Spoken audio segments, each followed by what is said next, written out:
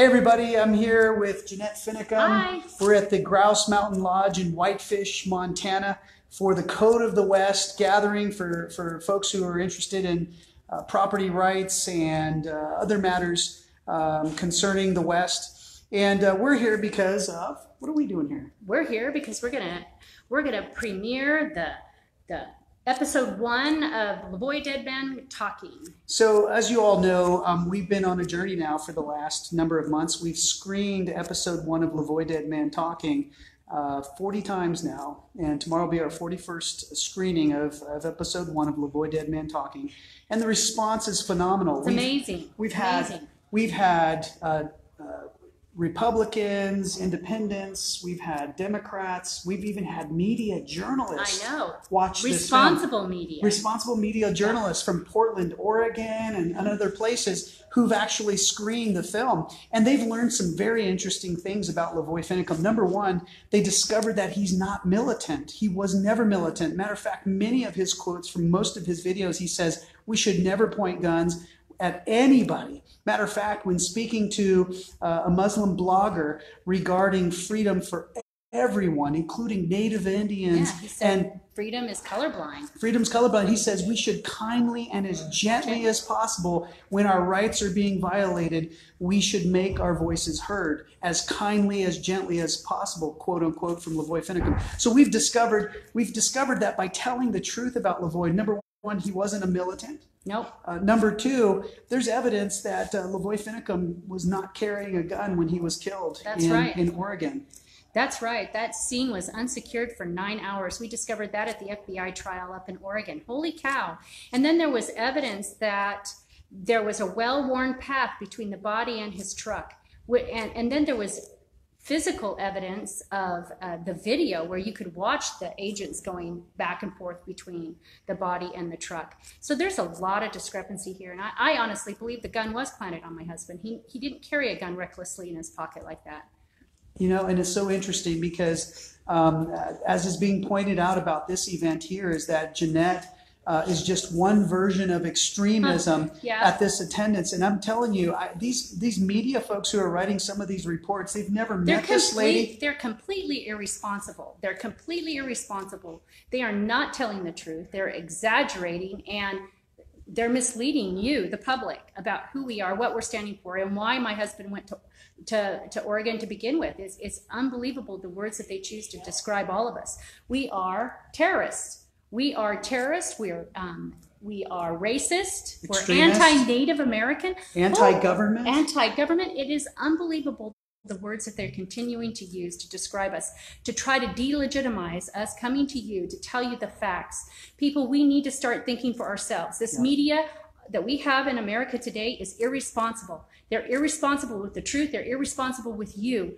They're playing you. They're playing you. They want you to continue to stay. Why don't you give them one of the examples? Oh yeah, let me. That you just sorry, discovered. I go on, don't I? I apologize, but I'm passionate about this. This is frustrating to read, and it just continues to highlight how much we need to find an alternative media source. Here it says, and I'm just going to quote from this article, and it just gives you, for instance, Zinke hasn't shied away from commenting on other domestic political developments. Just this month, he described pipeline protesters as anti-American, for instance, which leads to question just how he would describe those like the Bundys who would threaten federal agents at gunpoint.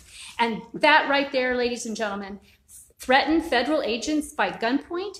Nobody ever pointed a gun at federal agents, not at Bundy, at the Bunkerville standoff in 214, and not up in Oregon. The only ones pointing guns at anyone was the federal government and law enforcement pointing guns and shooting my husband 3 times in the back while his hands were in the air. So I am imploring you to think for yourself and to look it up. Let's hold them accountable for the lies that they continue to print. There's many ways that we can do that, and we need to start now because we just need help, don't we? Yes. Don't we need help? It's just really important that we learn the facts. And in the Bundy case and in the Oregon standoff, They call it standoff. They call it armed standoff. And the language that's used in the media, It's calculated. it's calculated, and it's understandable. They have a message. They have an agenda. We get it. But the problem is it's getting people imprisoned and killed. And so we would like to see label lynching stopped in America. Stop using labels without due process. If you're going to use a label and someone's going to get their reputation, business tarnished and destroyed, or imprisoned or killed, like Lavoy Finicum, who was labeled over 20 different labels, from sovereign citizen to militant, militia, armed, extremist, Racist, sovereign citizen, KKK anti-government, member. reject federal authority. All of these have not been proven in court of law.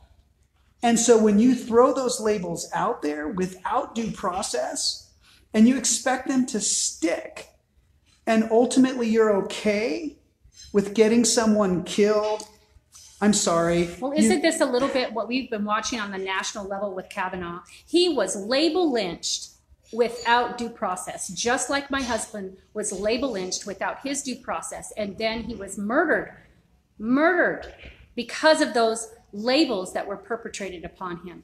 We have to start standing up. We can't allow good men and women who either are, a judge on the bench, right, Kavanaugh, or some representatives throughout the country that are being label lynched as well, and effectively so, because they don't run for another term, they don't want to have anything to do with it, or their reputations are completely destroyed. We have to start standing up and holding these people accountable. And this is my way. This is our way. Of letting you know. Here we are in Whitefish, Montana. Great place. We're so excited about this event. This is going to be great to have the conversation about property and lands, and how it affects everyone of every creed, race, color, you name it. What is the value of property rights in our country? What's the value of a person's life? What's the value of someone's endeavor to be prosperous in a country where diversity matters so much? So we'd like to bring the community together, and Jeanette and I just wanted to say, in this article, it pointed out, it was saying that this particular event was an event where we were coming together to try to find a way to take the West back from all Americans, especially because we're white racists. We were going to keep it for ourselves. That is so far from the truth. We want this land to be for everyone. That's what it's all about, right? Freedom for all. Freedom is colorblind, like my husband said. And that's really something that I've learned about Lavoy Finicum, was that growing up in high school, his natural character trait was that he hated bullies. And so the only time he ever got in trouble was in school, was because he stood up to a bully on behalf of a weaker child or a weaker student. And the same thing I saw with the Bundys. He saw that as bullying, the Bundys. He himself and your family, he made lots of videos that he felt like he was being bullied.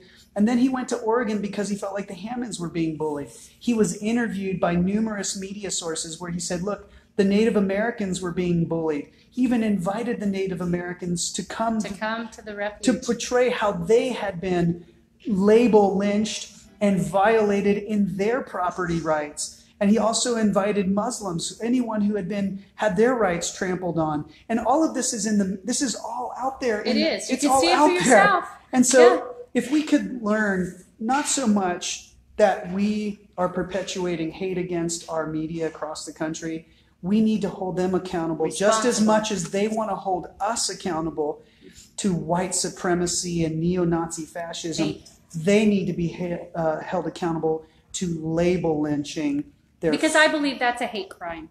Label lynching is a hate crime, and we need to hold them accountable when they continue to libel us in the papers. I am going to personally hold them accountable. And let me tell you something, guys. I wouldn't mess with Jeanette Finicum. All right. Well, hey, we're going to give you guys an update tomorrow, let you know how things go. We're going to be presenting this screening tomorrow at 9 a.m. So we hope the community will come, learn about Lavoy Finicum and why he was standing for everyone's property rights. And so we'll talk to you guys later. Bye. Thanks so much. Bye, everyone. God bless. Oh, I'm sweating now.